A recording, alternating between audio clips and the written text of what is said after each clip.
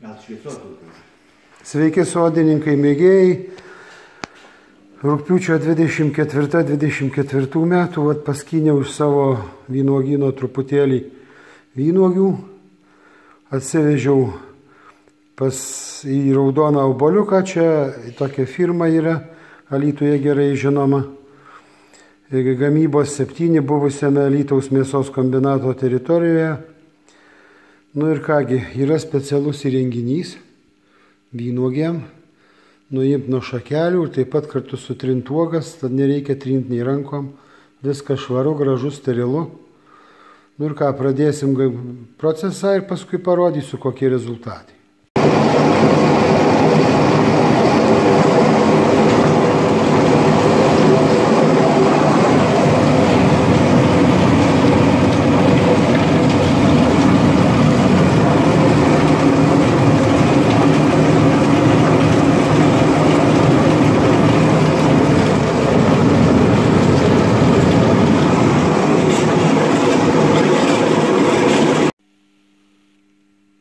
Matėt procesą, kaip viskas vyksta.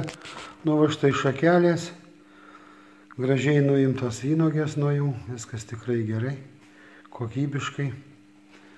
Nu ir vat sultyčių, čia 40 su virš litrų talpa, čia 35 ir dar dalį supylėm į kitą talpą. Tai vat toks pradinis šių metų rezultatas.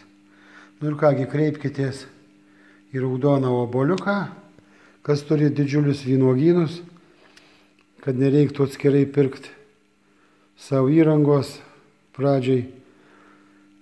Imkit, vežkit.